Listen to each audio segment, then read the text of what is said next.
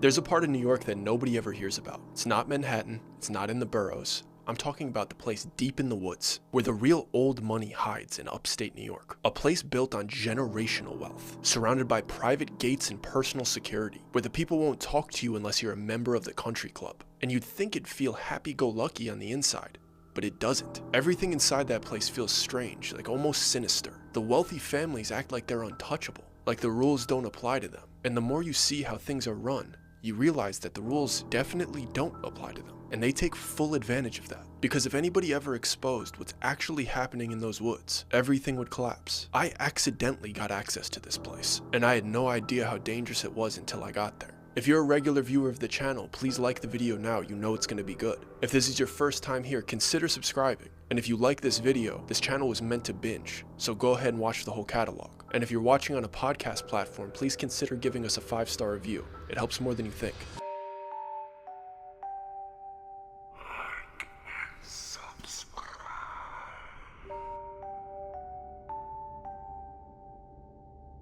There's going to be parts of this story that are kind of funny, but I promise you this story isn't funny. Do your best to remember that there are people out here doing very bad things, and we accidentally came across it. And I only say accidentally because I'm not even from the area. When I was younger, I would spend some summers in upstate New York because some of my family lived there. One of my favorite cousins named Jack lived in Kingston, and I could sleep on his couch, I could do whatever I wanted. So I'd have about 2 months every single year to spend as much time there as I wanted. And Jack was an absolute hustler. He had all of these odd jobs. We would spend like 2-3 days a week working, and all of the other time, we would spend having fun. So I think I was about 18 years old when I was up in Kingston, and this summer, Jack had gotten us a caddy job. If you don't know what a caddy is, it's basically a person that works at a country club and assists the golfers. So a golfer comes in, they ask for a caddy, and you basically make their experience on the golf course as seamless as possible. It is absolutely the best job that you could get during a summer at that age, because it is by far the highest paying, especially if you're at a very ritzy country club, which this place was. It wasn't in Kingston, you had to get closer to Manhattan, about 30 minutes away. But there's this sweet spot in that area that has a ton of country clubs, and we got into the nicest one. It was one of Jack's friends got us the hookup, and we got to spend 2 or 3 days a week in this beautiful place, getting tipped hundreds of dollars for hanging out with the dudes. Most of the guys, very pleasant, very fun.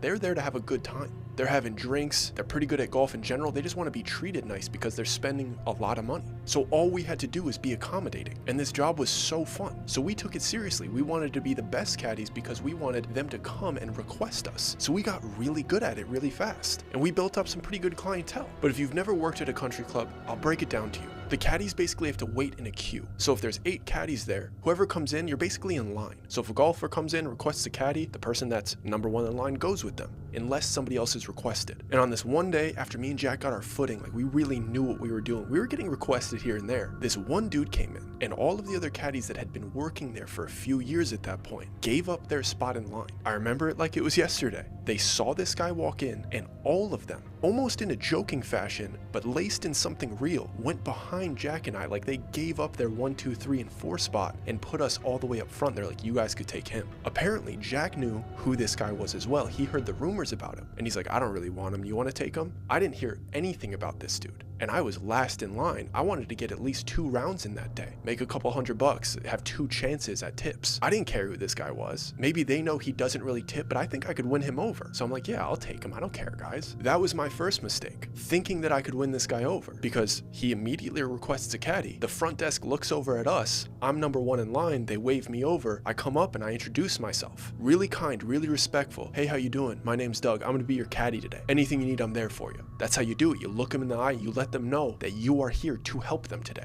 This dude doesn't even shake my hand. Doesn't acknowledge me. Literally puts his bag down and walks away. Doesn't introduce himself. I don't even know his name at that point. But I pick up his bag. I'm like, okay, he's gonna be a tough cookie to crack, but we'll get there. We go out onto the course. I'm doing everything right. Setting up his tees, making sure he has the clubs. I'm not clanking his clubs together. I'm not in his line of sight. I'm range finding for him. Every ball he hits, I'm the first one to it. I have suggestions when he asks. I'm all over it. And the first few holes, he's giving me nothing. He's a grouch, like a real grouch, like in his heart. He doesn't even enjoy the fact that he's on a beautiful country club golf course, getting served by somebody. By hole 3, I realized that this dude is genuinely mean-spirited, and I'm starting to understand why the other guys were like, we don't even want to be around him. There was a darkness attached to this man. Nothing was fun, nothing was good enough. No suggestion that I had or act of courtesy that I showed him was worth his attention. He treated me like I was subhuman, like I barely even existed. Tossing me clubs, tossing me towels, cutting me off when I'm telling him how far we are from the hole, like I know. Basically wanting me to shut up and serve him. But I'm not letting him crack me, because if I start to get bad at what I'm doing, he could justify not tipping me. I'm not gonna allow him to do that. I'm gonna let him earn his bad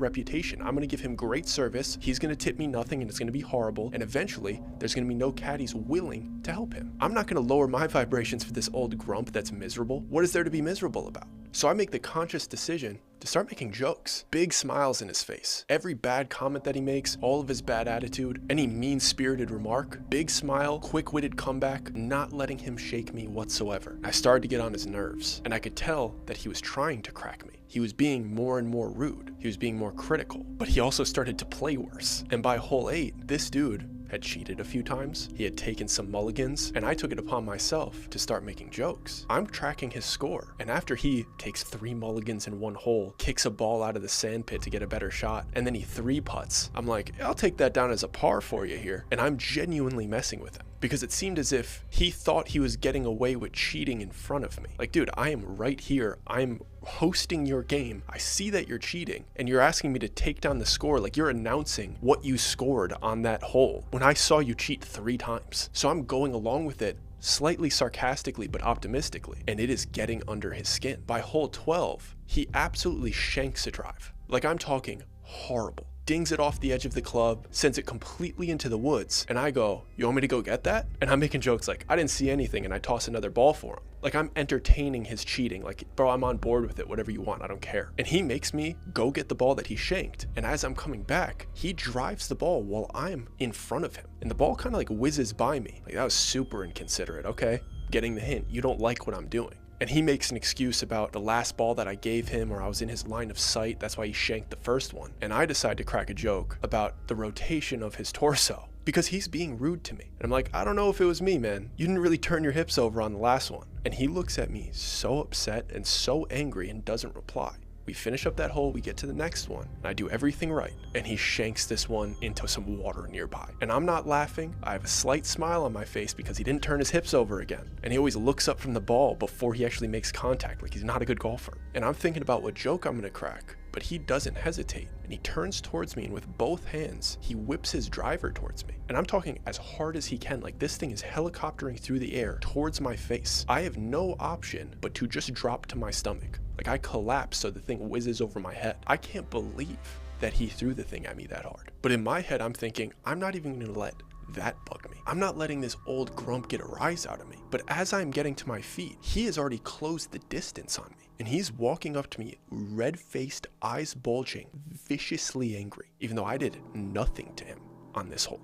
I've been nothing but nice to him. By the time I get to my feet, he is in my face holding my collar of my little caddy polo that I was wearing, and he's gripping it, and he's like digging his knuckles into my collarbone, and he's pointing in my face, basically scolding me, like as if he has total authority over me and can treat me however he wants. He's saying horrible things, and I'm just kind of smirking like I'm not doing anything to him. He's like a feeble old grumpy guy, and his finger is like a centimeter away from my nose as he's basically spitting in my face, and he starts slapping me. Like, I'm talking like little short, tight slaps onto my cheek, in between scolding me and like pointing in my face. The first one, couldn't believe he did it. Didn't hurt or anything like that, but now he's actually hitting me. He threw a golf club at my head, he's gripping me, spitting in my face in between his lispy insults, and now he's smacking me. And he does it again. I cannot believe it. I have the biggest smile on my face. I can't believe he's doing it. And I'm letting everything slide. Nobody's around. We're on like a very big country club golf course. Like, nobody could hear this, nobody could see this. I can't believe I'm in this situation. But then he brings up my parents, and I remember he said this verbatim. He mentioned them and said, broke slummy pores. I was like, that's like 3 slurs. He seemed really proud when he used that combination of adjectives. It was extremely creative, but it got him manhandled. And I'm not going to go into any detail, but he had a vicious reality check that day. I turned into Ric Flair for a minute there. I have no idea how many times I spanked that man's face, but he came back down to earth very quickly. And as I was finishing up this absolute whooping, I thought, what is going to be the thing that makes this dude the most upset? And I thought, if I switch it right back to being cheery and happy and start talking about the next hole. So that's exactly what I did. I finished up, I stood up, I picked up his bag, and I was like, are you ready to continue? We had a couple holes left. I think you could par this thing. Which also is an absolute lie. If you don't know what a par is, it means you did good. And he was doing god awful, so I was being very sarcastic, and I was pretending like the physical altercation that he lost didn't even happen. And I thought he was gonna rage quit and just storm off the course, and it was gonna be this whole thing. But he's looking up at me off the floor, still with like veins in his neck and his head, and his face is all red, especially the right side. But he looks like a little joyous, like he almost like enjoyed it. And he looked at me in my face and said, "You're exactly what I've been looking for." Very quickly, I want to acknowledge the sponsor of this video. The holidays are meant for giving, but that doesn't mean that you can't get a little something back too. Between road trips, holiday dinners, and non-stop grocery trips and gas runs, this season puts a real strain on your wallet. That's why I use the Upside app. It helps you earn cash back on things that you're already doing, like getting gas, grabbing things on the go, or making an extra trip to the grocery store. The Upside app has already given back $1 billion to its users. There are over 100,000 gas station restaurants and grocery stores on the Upside app. And here's how it works. Just claim an offer in the app, pay as usual with your credit card and debit card, follow the steps, and get paid. I would use this, and you should consider using it too. We're constantly going on adventures to bring you guys new stories, which means a lot of mileage and gas. So Upside lets us earn every time we fill up and lets us find locations wherever we are. Users earn 3 times more with Upside than other programs, and people are earning $1 million every single week. And like I said, Upside has given back $1 billion to its users. To find out how much you can earn, download the Upside app and use promo code Dougie to get an extra 25 cents back on every gallon of your first tank of gas. That's an extra 25 cents back on every gallon using promo code Dougie. Back to the story.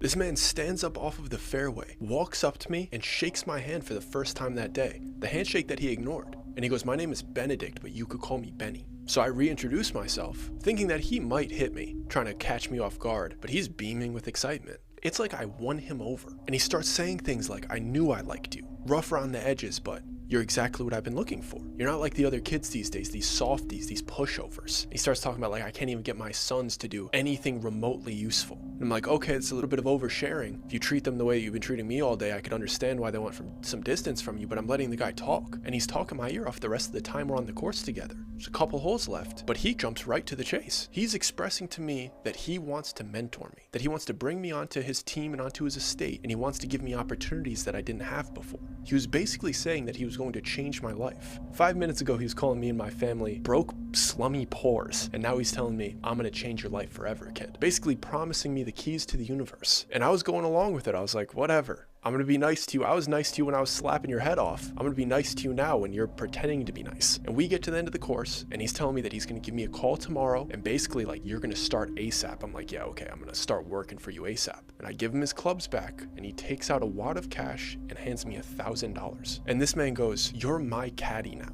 I'm like, that's the weirdest sentence I've ever heard. But okay, if you're throwing around $1,000 and all I have to do is hear you talk my ear off and slap you around on the 6th hole, I'll be your caddy a couple times a week. And he takes my information, my phone number. He's like, expect a call or a text from me. And I'm like, okay, Benny, hope you had fun today. He leaves, I go back to the other caddies. And the ones that aren't on the course that are still waiting in the queue, Jack being one of them, is like, how'd that go? And I hold up $1,000. And I'm like, it went pretty good. And they're astonished. They're like, how did you get him to tip you? How'd you get him to talk to you? And I jokingly said to all of them other than Jack, I just had to knock some sense into him. And they had a good laugh thinking that I was joking. But the day went on, and finally when me and Jack were driving home, he's asking me more about my time with Benny on the course. And he's like, dude, that guy sucks, right? And I was like, dude, he sucked until I knocked some sense into him. And he gives like a half chuckle, and he's like, what did you actually do? And I'm like, Jack, I slapped the head off that man. And he's like, what are you talking about? And I tell him the entire story. I'm like, I was messing with him. He whipped a golf club at my head, started slapping me, and I whooped him. I think it was on the 12th or 13th hole. And Jack is losing his mind laughing when I'm explaining this to him. He was losing it by the time I got to where he threw the golf club at me. And he's like, no, you didn't. Like, tell me you're lying. You have to be lying. I'm like, I swear. He switched up after I humbled him. And now apparently he's giving me a job and is going to mentor me and change my life. And Jack is losing it. He can't believe what he's hearing. He's like, do you know who that guy is? And I was like, oh, old Benny? Talking about my boy Benedict? And he's like, dude, he's a billionaire. That is one of the most powerful dudes in the country. You're telling me you slapped him around? And I'm like, now you're lying. There's no way. He Googles him, he shows me, and I am in utter disbelief. This dude wasn't just a rich guy, like owned a couple factories or had a gold mine or something, which a gold mine's very rich, but this dude was generationally wealthy. I'm talking from a lineage of billions. I'm talking buying elections rich. And I want to be very clear. If I knew that before, there's no chance I would have done that. I thought he was a random country club member. I didn't know how much influence he had. I didn't know how much power he had. And I'm assuming that he thought I knew who he was. So he must have thought I was really brave for doing that to him. But I had no clue. He was giving me too much credit. I thought he was a random grumpy country club member, not some oligarch. But anyway, now Jack was interested in what he was talking about. I was like, hey, he said he was gonna call me tomorrow. We'll see. So tomorrow comes, I get a phone call pretty early in the morning, and it's from Benny. And right away, he's like, you're gonna start tomorrow. I set everything up. Just be at the estate at 9 a.m. I need you to receive some deliveries for me. I can't trust anybody else to do it. And I have him on speaker, and Jack's right there. He's pointing to himself. He's like, get me involved, get me involved. And I reply to Benny, can I bring my cousin Jack? He's my ride. He works at the country club too. And Benny replies, is he anything like you? And I'm like, he's just like me. And Benny's like, we'll get him started as well. Like, no hesitation, didn't need to know his background. He trusted me that much to bring a secondary person to this new mentorship program. He didn't even mention how much he was going to be paying us, but giving me $1,000 to caddy, you could only imagine it was pretty good money. So we agree, we'll be at the estate tomorrow morning. Me and Jack were talking about it all day. We had no idea what we were doing other than I needed to be there for a delivery. So we wake up the next day, we have the address, I get a text from a different number. It wasn't Benny, but it was all the information that we needed. And we just wear our caddy clothes. We're wearing polos, hats, beige pants, golf shoes, and we're like, oh, this must be it. Maybe they'll have a t-shirt for us, whatever. We're not thinking much of it. We arrive to the neighborhood because we're following the directions to the estate. And we realized just how serious this is. I'd been to gated neighborhoods before. You know, sometimes you're delivery driving and you just ring the security and you're like, hey, delivery to this address to this person, they buzz you in. And usually there's multiple entrances to every private neighborhood. This one was in the middle of the woods, like upstate New York, with one entrance. And it was 2 buildings on either side of the road with a heavy duty gate in between. And then a very serious gate clearly surrounding whatever this massive property was, whatever this neighborhood was. And it was in a very hilly and windy road area. You wouldn't expect a private neighborhood to be here. I always expect it to be like a cul-de-sac neighborhood, or like when you really think about it, like a Beverly Hills style neighborhood. No, like this one was out there. And we show him the text messages, we tell him what we're there for. They call the estate. They get approval and he lets us in. And it's this whole major thing. We pull into the first gate, they check the car, they check our IDs, they take pictures of us, and then they let us through the second gate. And as we're driving through these winding roads, through legitimate forest, it's weird because it looks really nice, but it's also very wooded. Every once in a while, we're driving by a legitimate mansion. And in the distance, on some of the roads, we could see like a glistening lake. And we're slowly getting closer to it as we're getting to this man's estate. And when we pull up to it, there's another gate, and there's security there. So there's the neighborhood security, and now there's private security in front of this estate. And we're like, what is this place? So we go up to this guy, very similar situation, heavy security. He lets us in. Now we're driving, I would say a good 3 to 5 minutes from the gate to the house. That's how big this property was. I don't really know acreage. It had to be above 10 acres. And there's multiple buildings on this property. There's even a small lake on this property. There's like the big lake, which is a little bit down the road, but there's a small lake on his estate. And there's a little boathouse for the lake, and there's gardening houses where they must keep the machinery to keep the lawns good. There's statues everywhere, art everywhere. This place was absolutely incredible. There's random workers here and there. And as we get up to the house, we realize that this isn't simply a mansion. We had never seen money like this. I didn't even really know that money like this existed, because this was closer to a castle than it was to a mansion. It looked very old, but it looked very well kept. Like the family members that were a part of this estate for generations really cared about maintaining it and upgrading it. It wasn't in ruins, it didn't look creepy. It was elegant and unbelievable. So we pull up to the front of this place and we are met by other workers of the estate. They know our names, they say hello, they tell us where we're going to need to go, and they say they're going to put our car into the garage where everybody else parks. They point us towards one of the front doors, and we let ourselves in, and we meet the guy who seems to be waiting for us as well. He knows our names, he knows what we're there for, and he immediately goes, Benny's not around right now, but I'll take care of you and get you started. We just got to get you guys into uniform first. And we're like, okay, all good. We follow him into a room in this incredible building that seems to probably have 70 rooms, and he brings us inside and there's a bunch of clothing. This seems to be, it's almost like a suit store in this man's house. And I'm thinking, okay, he's gonna have us wear something that's almost butlerish, but he has us both sit down and he starts grooming us. Like he's cutting our hair and trimming our facial hair.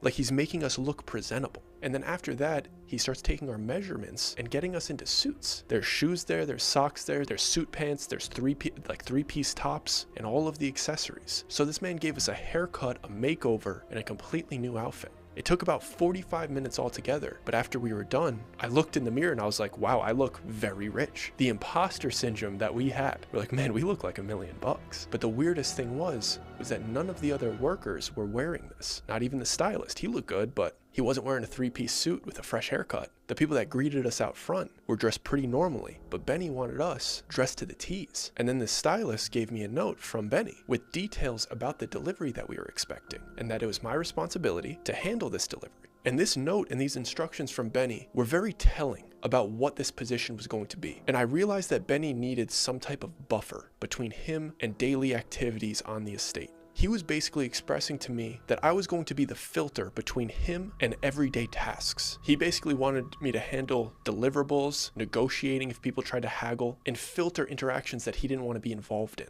but also make the right decisions without having to ask him. He didn't want somebody that had to go to him and ask him multiple questions to get one task done. He just wanted it done. It felt as if Benny saw me, and I guess Jack, as potentially being able to operate and get things done independently without his involvement, and do it as well as if he were to do it himself. And Jack and I kind of liked that. And we were looking great, we were dressed great. We had all of the deliverables that were supposed to be here, like an itemized list. Like we had to check to make sure that every single thing on this list was there and accounted for. And there was a little note on there that was like, this delivery driver is a little bit hard to deal with, but he's gonna be nothing for you. Just stand your ground and don't let him get away with anything. He could be a slimy one. And I took pride in the fact that he trusted me to do this. And I'm like, yeah, I'm not going to let this delivery driver get one over on us. He doesn't know this is my first day. He doesn't know anything about me. For all he knows, I could have grown up on this estate. I absolutely look the part. I have all of the information that I need, the entire itemized receipt. And if he tries to get rough with me, I'll be able to handle him socially. I'm going to make sure we get this done. And Jack and I lock down this job. But nothing could have prepared me for what this delivery driver was like.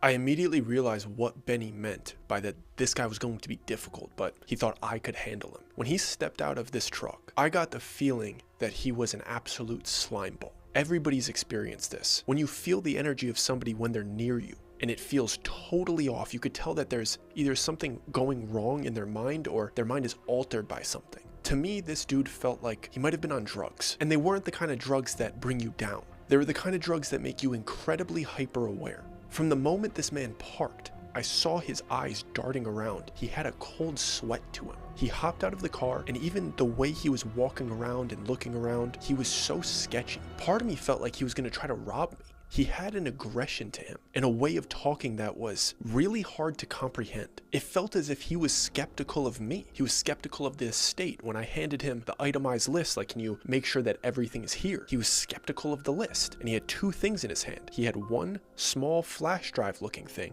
and he had one small package that looked like a priority mail package. And right away, he's sussing me out. He's looking me up and down. He's holding out these two items, but he's being really vague. He's not answering my questions about the itemized list. He's sweating. He looks crazy. And honestly, he smelled a little bit weird. He smelled like onions. It smelled like that stress sweat. Like imagine the most stress you've ever been through, and it was reeking through his pores, which is another clear sign of somebody that's very uncomfortable in a situation. And he's also the type of guy that keeps walking closer to you and like taking micro steps into your personal space while he's talking. And I hate that type of thing. I don't like when people encroach into my personal space and he's standing in a flared stance, not standing straight up, because it feels as if like he's trying to get closer to me to hit me. But I'm trying to make Benny happy. I'm trying to handle this guy. and he's holding out these 2 items to me, and I was like, confirm to me that all of the items are here. I can't take anything from you unless you show me this order has been fulfilled. And he snatches the paper from me and he goes through it and he starts reading some of the things off of the itemized list. And even though I reviewed it, I didn't realize what was wrong about it until he started reading it.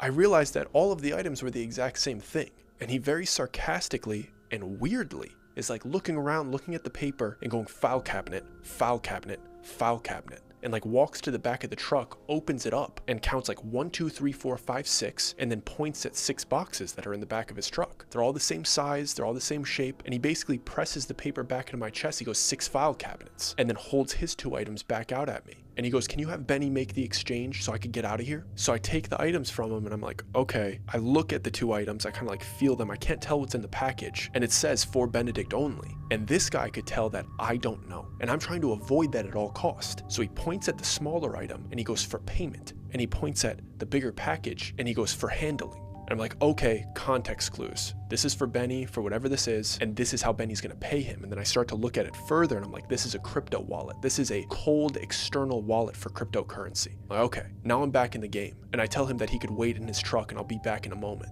And I know that Benny's in the estate, and I ask somebody where his office is, they point me in that direction, and I'm thinking about it. How am I gonna make this super smooth? Benny was not expecting me to pay this guy. He didn't give me what I needed, so I have to go talk to him. I'm still trying to do my job right. I have Jack wait and stay with the delivery driver even though I have him back in his truck, and just watch him while he's on the estate. I'm trying to handle the situation in the way that I know Benny wants me to. So I get to his office, I knock on it, and I try to make it as quick and concise as I possibly can. So I walk up to his desk. He's pretty happy to see me. I could tell he knows what I'm there for. I'm trying to make it cool, concise, and handle it. So I put the package on his desk and I say for handling, and I put the crypto wallet on his desk and I say for payment. And he looks at me, he goes, it's all there? I say, it's all there. And he says, second driveway into the basement. And I know that's where he wants it stored. So I'm like, perfect, that's all I needed to know. He takes the crypto wallet, he plugs it into his computer, he does a couple things, sends it, prints something out, which seems to be like a confirmation of the transaction, puts it into an envelope, writes the dude's name on it, hands me back the crypto wallet and the envelope. That's all I need to know. I tell him thank you, I start to turn around, and he says one more thing to me as I'm leaving. I knew you'd be good at this. By the way, we have a party tonight. I need you to be ready for it. You're gonna handle the low priority guests. So I nod, don't say anything else, and I go back down because I still have to finish this task. And as I'm walking back, I start thinking about everything, and I look at the itemized receipt, and I have the crypto wallet, and I see one thing as I'm approaching the delivery truck that is a little bit confusing to me. The delivery driver said every single cabinet was the exact same, and the pictures of them were the exact same. It was the same cabinet, but the names were different. Everything was identical other than the names and the prices, but I didn't really know what that meant. So I handed the receipt to Jack. I said, hold on to this. And I walked up to the delivery truck, and I tried to be really smooth. I had him pull down his window and I handed him his payment. I said, you're all set. And I pointed at the driveway that went down into the basement and I said, that one, can you back it up for us? And I called over a couple other employees, some helpers, to help me unload it. And they told me that there's already people down there to unload it. So I felt a little bit stupid, but I was trying to handle the situation. And I have this weird delivery driver back this truck up, and I have these people unloading all of these cabinets into the basement. And they asked me for some direction, and in the basement it was pretty much empty. It seemed prepared for this shipment. So I just told them to put them all over to the left side. I'm just making decisions. I'm trying to do what Benny needs me to do. I'm gonna make decisions. If I do anything wrong, he's only gonna have to tell me once. And we get the truck unloaded, we get it closed, and once it's all the way out, I hand the delivery driver his envelope that has the confirmation of his payment and whatever note Benny wanted to give to him. And before he drove off, the man said something to me very weird. He said, tell Benny this is the last time. I don't owe him anymore.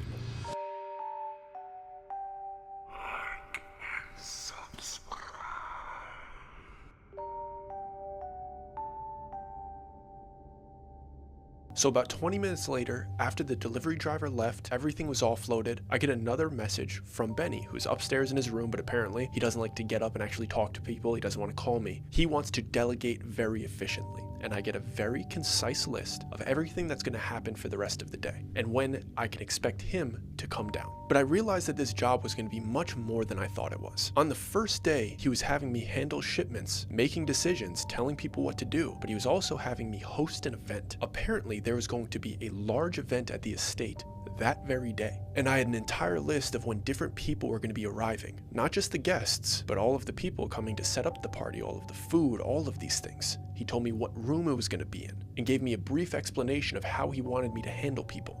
and what he wanted me to talk about and what information that he wanted me to get from some of the guests. So for the next few hours, Jack and I were doing our best handling a bunch of adults, professional adults, people that did decorations, food, seating, music, all of these different complex responsibilities. And we were just trying to handle them one by one to make sure that the estate was ready for this event. It was very hectic. It was honestly very difficult, very high level decision making for a first day, but we did our best and we got the place ready. The food was ready, the music was ready, the seatings were ready. I even had some of the estate workers be ready to greet people, take their coats. Like, I was trying my absolute best to make sure that the guests of this party had a wonderful time and they felt accommodated. Very similar to how I would try to act as a caddy. I want the people to feel accommodated. That's how you do a job. It shouldn't feel like work to go to a party. It should feel like a flow. You should feel like you're being provided a service. So from the moment you arrive, I have people assigned to park cars, I have people to greet. I'm telling them we're gonna have a 3-friend rule. You're gonna introduce yourself. If they need anything, come to you. Then that worker introduces them to me and Jack, who are the hosts of the party. And then me and Jack are gonna take that person and we're gonna introduce them to another guest. So immediately that guest has 3 friends in the estate. So nobody feels lonely and left out. And I really felt like we were crushing it.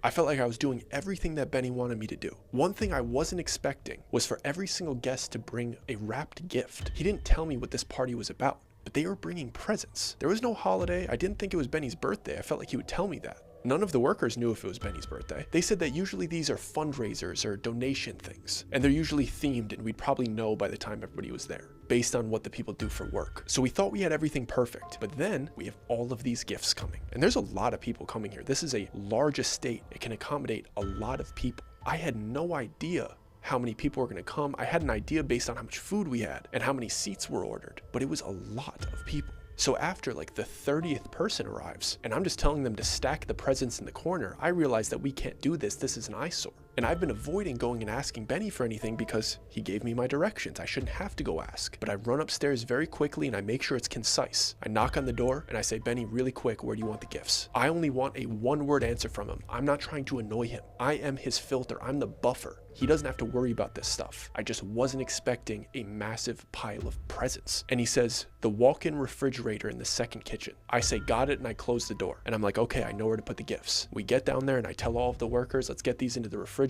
into the second kitchen. They don't hesitate. They start moving all of them. Every other present that comes in is going into the refrigerator. And I didn't think about it at all. That's where he wanted his presents, all good. It's a nice open space and also it's private. It's not like he was putting them into a small refrigerator. It was like a walk-in room. So there was plenty of places to put these gifts, and it wasn't an eyesore. It was behind a door. It kind of made sense to me. And I was still in work mode. I was trying to do well. I wasn't really suspicious yet. So I go back and I start talking to everybody. And I'm trying to be nice. I'm trying to be charming. I'm introducing people to different people. I'm making sure everybody feels taken care of. And eventually the first wave of guests stop arriving. There's a lot of them. And honestly, a lot of them seem to know each other. And I didn't realize why they knew each other until I started to get into more in-depth conversations and I started to notice a theme. And I was noticing it to myself, but I didn't get confirmation until Jack came up to me with a little bit of concern in his face. And he goes, can I talk to you really quick? And we go into the corner. Everybody's having a blast. Everybody's dressed pretty well. Not as well as we are, but they were wearing their best clothing. But I could tell none of these people were rich like Benny. They seemed to be closer to working class, but they were all nice enough. And then Jack says, are you noticing a theme here? I can't seem to get into a fun conversation. It's all a little bit dark. And I'm like, yeah, dude, I'm noticing what you're noticing. This is an odd group of people. And he goes, what kind of fundraiser is this? And I go, I don't know, dude, but if I have to talk about cemeteries and morgues one more time tonight, I might lose it. And Jack gives a little chuckle. He's like, oh, you're getting people that work at the morgues. I'm getting a lot of hospice nurses and crematorium owners. There was a very clear theme at this party. Everybody here was in the profession of death. They were all around it all the time. And I don't know too many people that are around death that often, but it seems to change them. All of these people had a similar vibe to them. There was something in their eyes that was almost a constant reminder that life is fleeting. Like every conversation gets there. Nothing is upbeat, nothing is in the moment. It's all impending. I don't know if anybody's experienced that before. And no matter how hard we tried to be charming and give people a good time, the conversations always got back to their profession. Obviously, because we were in a room of professionals that did very similar things. So we both just leaned back onto the to-do list. And this is when suspicions started to rise a little. Our to-do list was to find multiple people in this room that seemed impressionable. and we were told to get along with them, spend time talking to them, and then introduce them to Benny when he came down. And that seemed easy enough. It's not that hard to test people socially. As bad as that sounds, it sounds a little manipulative, but everybody does it in every social interaction. You just assess people, and you come to conclusions in your head. You'll leave a conversation, be like, that guy's kind. Sometimes you leave conversations and you go, man, that guy probably gets taken advantage of a lot. He's gullible. And some people you're like, he's sharp as a tack. There's nothing gets past him. These are just observations that you take in naturally in social interaction. So I was like, that's an easy to-do list. And then I introduce him to Benny, whatever. What I wasn't expecting was when Benny came down, he came down with about 15 other guys. They must have entered the estate from a different entrance, and they were all wearing matching suits. It was a bunch of 60 plus dudes, clearly all of them very rich, and they were all wearing red shoes, and they all had their name tags on their shirt on one side, and then on the other side it basically said like donor and what company was the donor. So this was some type of networking event. And then it kind of made sense, like find somebody who's impressionable. I have donors here. Maybe he wants somebody that he could get in a good business deal. That's business. Find somebody we could screw over. Okay, I'm not going to be a part of that, but maybe this is a good candidate that you could do business with. I was realizing in that moment that Benny and I's morals didn't really align, because maybe he thought I was mean-spirited because I physically assaulted him, but I'm not. I don't find it fun to like take advantage of people who have lower social IQ. I think that's kind of dirty, but I didn't know what situation I was in. These people were donors, it said. So maybe it would be very beneficial for some of these guests to meet some of these donors. I didn't know what my actions were going to do in this situation. It was a gray area, but I started to have my suspicions. Regrettably, I introduced him to the person that I thought was rather impressionable. I hadn't come to any major conclusions. It was my first day here. But then it starts to get confusing because I introduced him to Benny, and then I realized that I was doing my job really well, and Benny was very happy with me because he immediately introduced that person to 2 other people. So Benny used the 3-friend rule as well. So that meant I was doing my job fantastically. And I could see in Benny's face that he was like, you're doing a great job. And no matter how gray an area is, when you feel like you're doing something well and you're knocking the job out of the park, you start to get some pride about it, especially when you don't know what's going on behind the scenes. So I think I'm crushing it. I have doubts, but I'm performing at a high level. And the types of things that Benny was saying to me about changing my life and the type of money that he was throwing around, I really thought this might be a life-changing opportunity. And once all the donors were in the room, people mingled for a little bit while longer. Presentations started. Everybody gathered into a specific area. A lot of the donors started introducing themselves, and a lot of the guests were asking questions and things of that nature. It became much more niche, like this was a business thing. And Benny came up to me and Jack and he said, you guys could go take like a break for about an hour and a half. Don't go too far because we'll need you in a little bit, but this is going to be boring. I know you guys been working all day. Go take a nice walk around the estate, get your bearings and decompress because we're going to need you later. And me and Jack needed that. We grabbed a plate of food, we ate in the back room, and then we started walking around the estate. And we finally had the chance to start talking about everything we had experienced that day. And for the most part, we were having fun and we were laughing about how we were completely faking it. Like, fake it till you make it. Us wearing 3-piece suits, telling adults what to do, acting as if we're like bougie hosts. It was honestly very funny. And this estate was beautiful. The food was delicious. The vibes were pretty high. And we were walking around this smaller lake that's on this estate and where there's this boathouse. And Jack points at the boathouse. He's like, let's go sit up there. Because there was like a nice little deck. So we walk around the lake, we go up to the boathouse, and we sit down on these 2 seats looking over this lake and this beautiful estate, and we're openly talking. We're talking about all of these people that are here in the death business. We're talking about how weird the delivery driver was. We're cracking jokes openly. And I look over Jack's shoulder and there's this large potted plant. It's not exactly a bush or a tree, just a really pretty large potted plant. I see it moving and Jack sees me looking at something behind him, so he turns around and he's like, what? And I'm like, oh, nothing. There must be like a squirrel in that tree, whatever. And he goes, did you find it weird that the cabinets were all the same, but they all had like different girl names? And then the potted plant removed itself from the pot and started sprinting towards us and grabbed the receipt out of Jack's hand. It was a man in a ghillie suit hiding behind this potted plant. And I saw it move, but I couldn't tell he was in it. And he's shouting insanities while he's jamming this receipt into his pocket, trying to run away.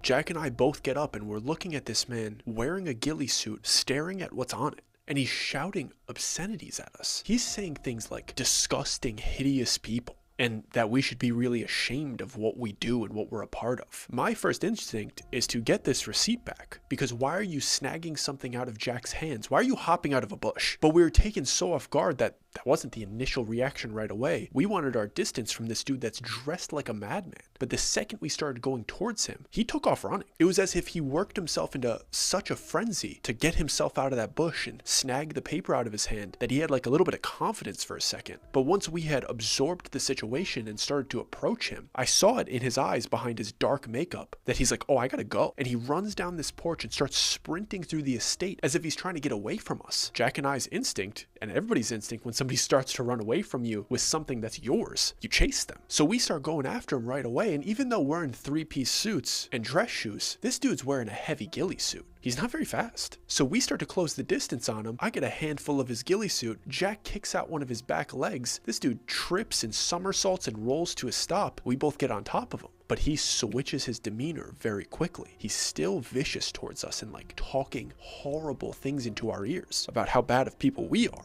But he's saying things like, you'll never get away with this, and that he's gonna tear it all down. And finally Jack goes, what are you talking about? And I follow up with, this is our first day, because you're villainizing us for some reason. Maybe these really rich dudes in this estate screwed you over. Maybe they bought out your business. Maybe you got a bad end of a deal. Maybe you had an interaction with them and they sued you and they took you into litigation and they bankrupted you. Whatever these people did to you, this is our first day here. And right when we said that, he said, oh no. Like his hatred towards us immediately turned into a sincere worry. And he starts reaching into his pockets. And obviously Jack and I are like, nope. We both go 2 hands on each wrist and we're like, you could probably stop reaching for a weapon now. And he goes, you need to see this. You need to see this. Get my phone out. So I pin his wrist down with my knee and I reach into his pocket and I pull out his phone and he says, go to the photo albums. And he just tells me his passcode right away to open it. And he tells me to go to videos and he tells me to go to favorites, and then it's the first video there. And before I clicked on the big one, I was looking at all of the other videos in this album. A lot of them looked a little bit messed up, but he had me click on a very specific one that was about 3 minutes long. And I didn't realize what I was watching at first, but it was clearly like a home movie that he recorded on this phone, but he was recording another TV, and it was from a VHS tape. Like you could see his hand put a VHS tape into one of those devices and it starts playing on a TV. And it was kind of like an old instructional.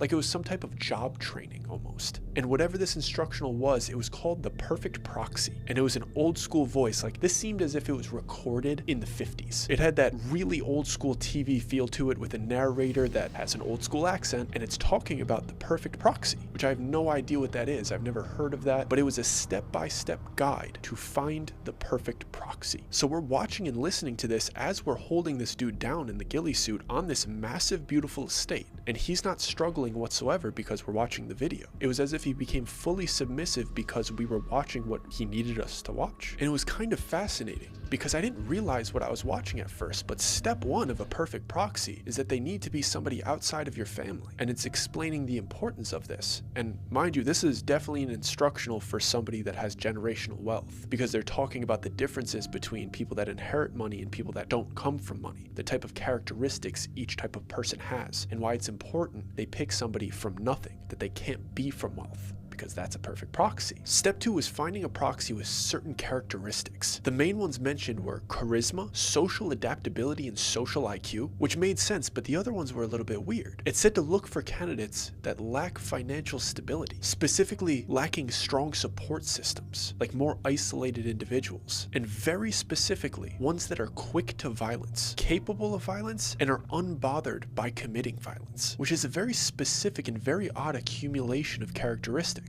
Then it went on to step 3, which was creating an encounter. And it was basically like get alone with the proxy to test all of these characteristics. And once you know they meet the criteria, present them with a life-changing opportunity that only you can give to them. So you become their source of a different life. And then it started getting into things like establishing dependency. Like you want to slowly continue isolating your proxy so they have to depend on you, and without you, they have nothing. And it started getting into even weirder things like assigning controlled exposure, which I had no idea what that meant, but it was explaining how to get them into the operation through seemingly normal tasks so they don't actually know what they're doing until they're too deeply involved to be able to act innocent. It went into legal guidance as well, how to get a paper trail to prove that this person is involved, get them to sign off on paperwork. Always have a paper trail where they're voluntarily saying, I was a part of this. So all liability funnels back to them. Then it got to identity replacement,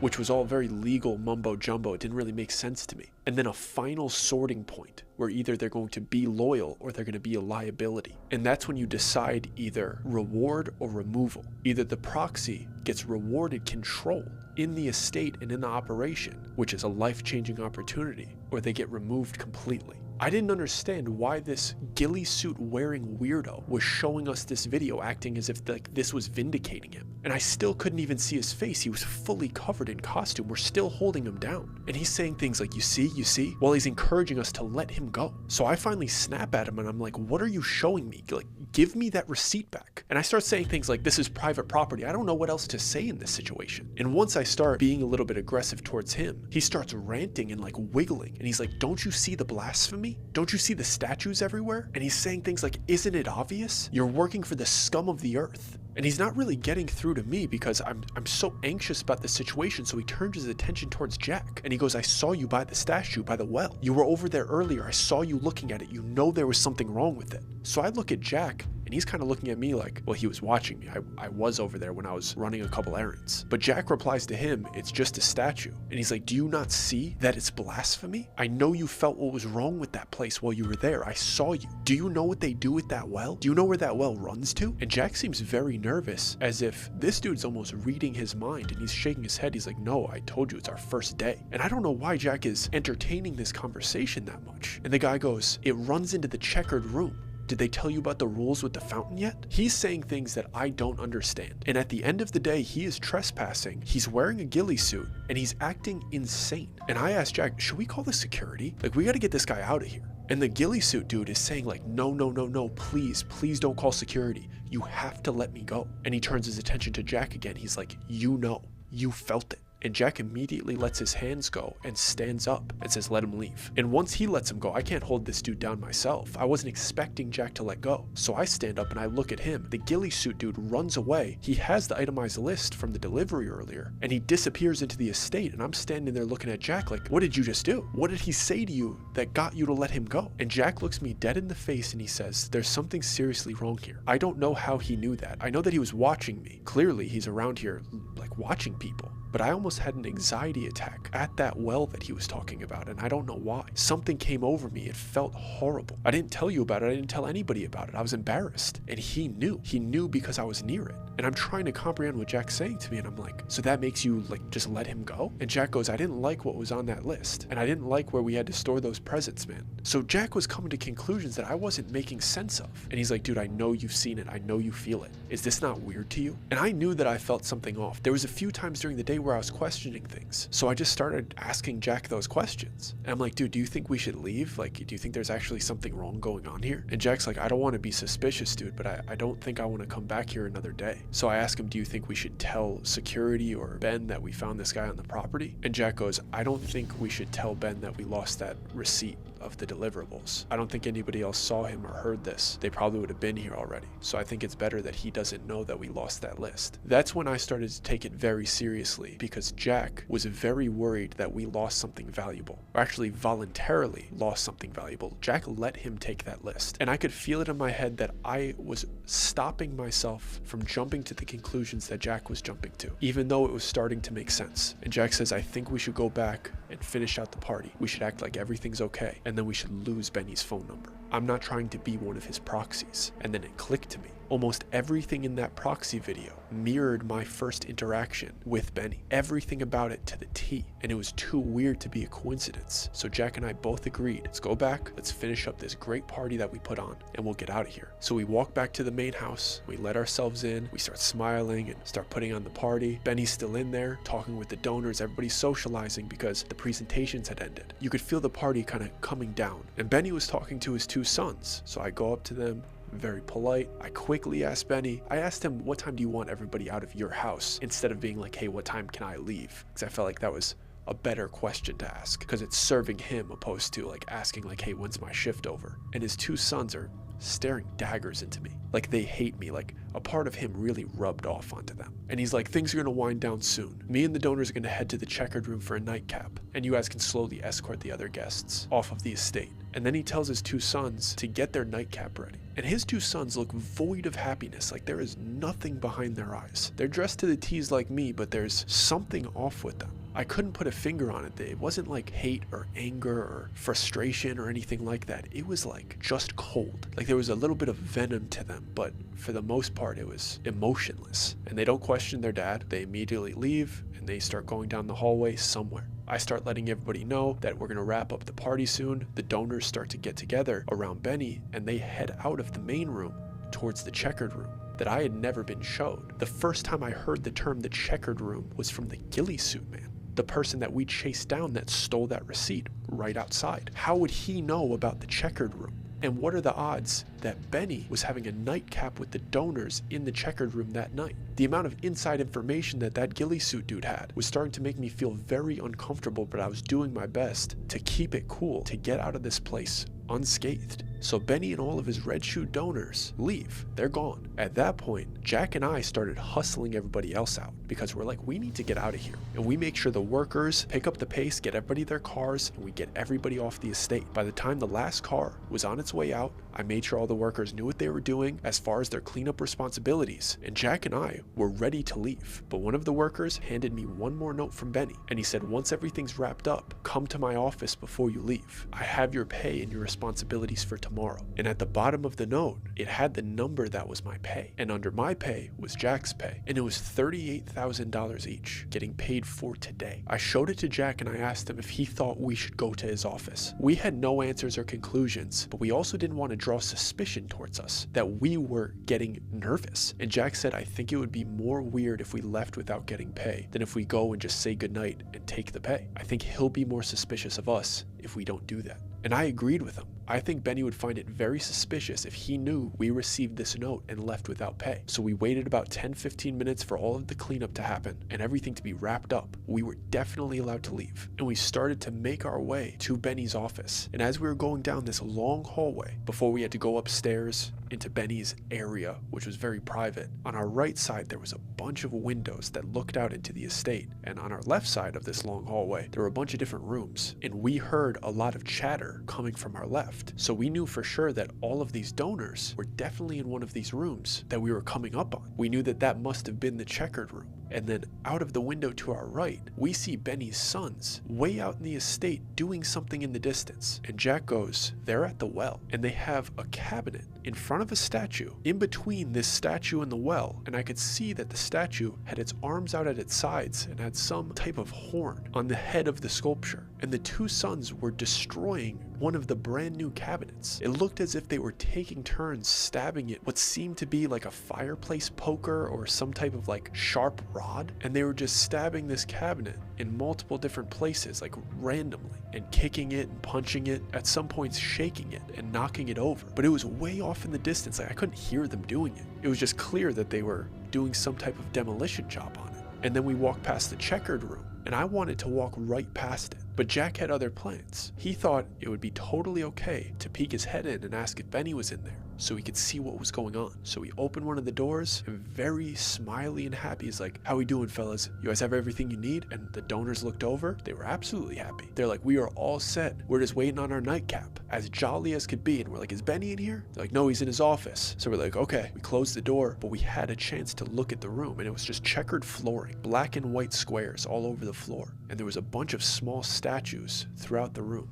And all of the statues were on small rectangular pedestals, and they had little sculptures right at the top of them that seemed to be gymnasts and acrobats, showing off physical ability and youth. That's the only way I could explain it. And in the middle of the room, there was like this ancient water fountain, like it was built when this estate was built, and it looked so elegant. And the base of it matched the checkered floors, and there was one elegant faucet sticking out of it, and a bunch of chalice-like things set up next to it, as if this room was prepped for them to drink out of this fountain. But we had to keep moving because Benny was expecting us. We go into his office, he's happy, he's like, you guys did a great job. And I could feel how nervous Jack is. Jack could feel how nervous I am, but I'm trying to put on the same show that I put on all day. I'm just here to make your life easier. So I answered, we just did what you needed us to do. What responsibilities do you have for us tomorrow? No nonsense. Trying to show him I'm a good proxy. Whatever you need. And he hands us both an envelope filled with cash. He said, feel free to count it, but I promise I'm good for it. And he like laughed like a hearty, wealthy laugh. The type of laugh that you can't have unless you've experienced a life of abundance. Almost as if like, if you count it, you're ridiculous because this is nothing to me. And then he gave us both our responsibility sheet for the next day. It was folded and he told us to open it when we get home. But he was very clear that he was extremely happy with us and that he was so excited to have us on board. And he never fails to mention that we deserve the world and that if we stay around him, we could really change our lives. And we thank him, we tell him we appreciate him, and we're excited to see him tomorrow.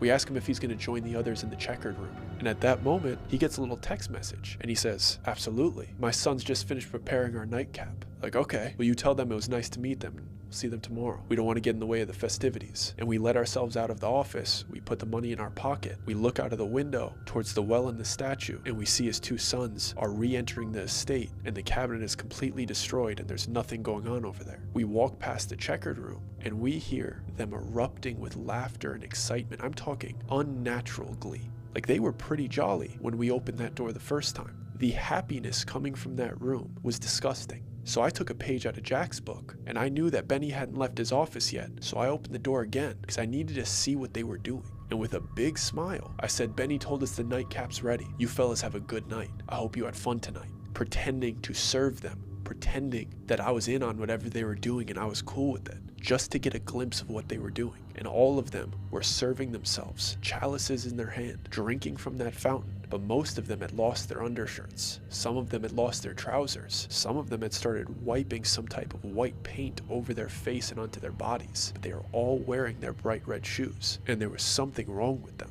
Like whatever was in that fountain water was laced with something. Because they were dancing, they were like rubbing on themselves. Some of them were folded over as if they were in like a deep DMT trip. But the euphoria that I was seeing on all of their faces was heinous and terrifying. It was more than addiction.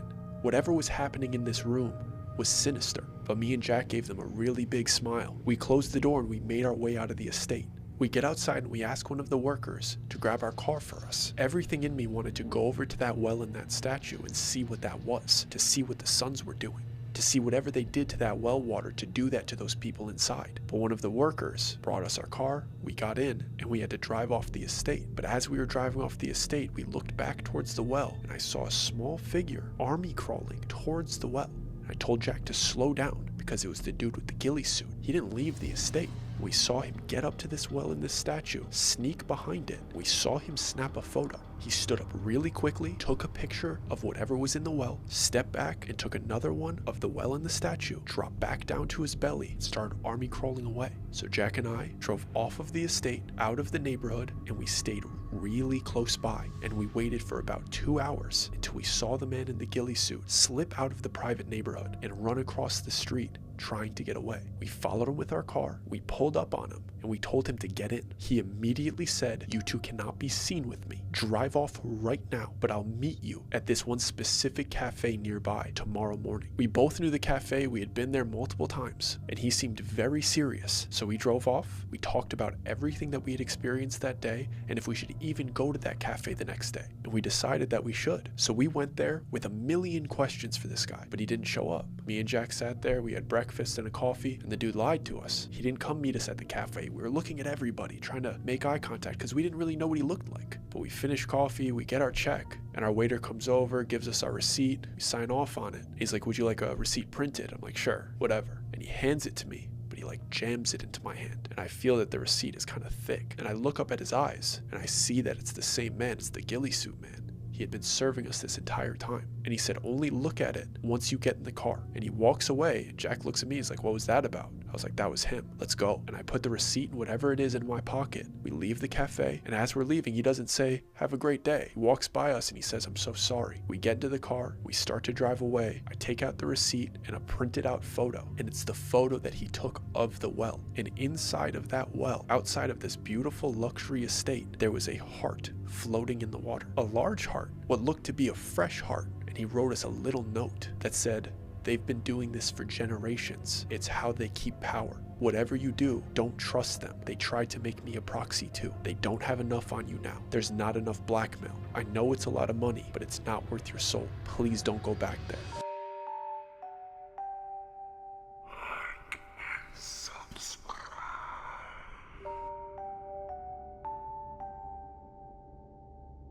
I hope you guys enjoyed that story. Please let me know in the comments what you think all of that stuff was. We haven't come to conclusions on all of it yet. There's a lot in that story that we just really still don't understand on this end. So if there's things that stood out to you, please let me know. If you haven't liked the video already, please do so this gets sent to a wider audience. I think it's important. If you haven't subscribed to the channel yet and you enjoyed this video, please do. And please binge all of our other videos. If you like this one, you'll like all of them. And if you're listening on a podcast platform, please do a 5-star review. And if you liked this video, YouTube also thinks you would like this one.